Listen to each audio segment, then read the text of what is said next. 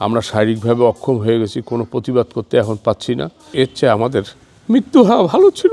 ৭১ বলতে এটাকে মুছে ফেলার একটা ষড়যন্ত্র চলতেছে দেশে। আজকে আমাদের এই অবনতি হবে, এটা আমরা জীবনে কল্পনা করতে পারিনি। মুক্তিযোদ্ধারা আসলে প্রচণ্ডভাবে অপমানিত হচ্ছে। খুব কষ্টের সঙ্গে বলতে হয় যে লক্ষ্য করছি বিভিন্ন পেপার পত্রিকা এবং মিডিয়াতে যে মুক্তিযোদ্ধারা আসলে প্রচণ্ডভাবে অপমানিত হচ্ছে।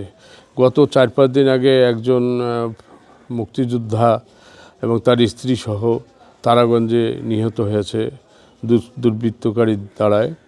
আর তারপরেও প্রকাশ্যে কিছু কিছু সংগঠন মুক্তিযোদ্ধা বিরোধী বিভিন্ন কার্যকলাপে নিয়োজিত আছে এবং আমাদের মুক্তিযোদ্ধাদের জাতি দেখেছে যে মুক্তিযোদ্ধাদের জুতার মালা পরিয়ে দেওয়া হয়েছে, জুতা দিয়ে পিটানো হয়েছে।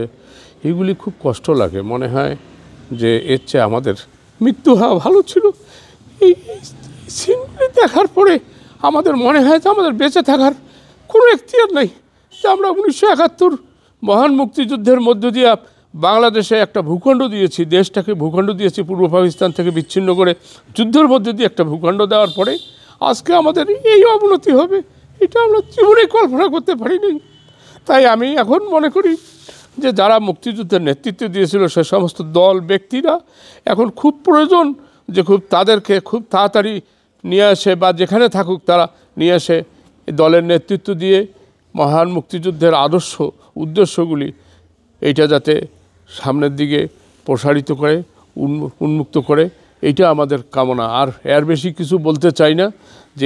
যেভাবে মুক্তিযুদ্ধকে অবমূল্যায়ন করা হচ্ছে, এই অবমূল্যায়নকে কোনোভাবে কোনো মুক্তিযোদ্ধা মেনে নিতে পারে না, এটা চির সত্য ঘটনা বলছি। যোদ্ধাদের সমস্যা হচ্ছে কি, মুক্তিযোদ্ধাদের আমাদের বয়সে অনেক বেশি হয়ে গেছে। বয়স বলতে গেলে ৭৪-৭৫-৭৫-এর নিচে কোনো মুক্তিযোদ্ধা নেই এখন।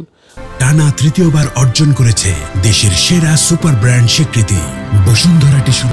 আমরা শারীরিকভাবে অক্ষম হয়ে গেছি, কোনো প্রতিবাদ করতে এখন পাচ্ছি না। আমরা ওইভাবে সংগঠিত এখনও নাই বলতে গেলে, যার ফলে মুক্তিযোদ্ধারা আগে কেমন ছিলাম এখন কেমন আছি আমি তো বলেছি আমার প্রতিক্রিয়ায় যে মুক্তিযোদ্ধারা এখন নিগৃহীত হচ্ছে যেখানে সেখানে। মুক্তিযুদ্ধ বলতে ৭১ বলতে এটাকে মুছে ফেলার একটা ষড়যন্ত্র চলতেছে দেশে। আমি বুঝি না, যেটা গণ অভ্যুত্থান বলতেছে আবার ওটা মুক্তিযুদ্ধ বলে অনেকে। এগুলো শুনলে কষ্ট লাগে। মুক্তিযুদ্ধ আমরা একটা দেশের সঙ্গে যুদ্ধ করে আমরা একটা দেশ অর্জন করছি। আর এখানে আমাদের মধ্যে সৃষ্ট একটি ঘটনার ফলে এটা গণ আন্দোলন বলতে পারেন আপনারা, গণবিদ্রোহ বলতে পারেন, এটা আর বেশি কিছু বলা যায় না। এরপরে এখান থেকে এখন শুনতেছি সেই আন্দোলনে যারা যারা অংশ নিয়েছিল তাদেরকে মুক্তিযোদ্ধা হিসাবে স্বীকৃতি দিতেছে একটি গোষ্ঠী।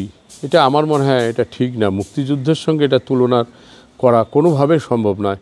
এটা আমার মনে হয় খুব বেশি করছে তারা।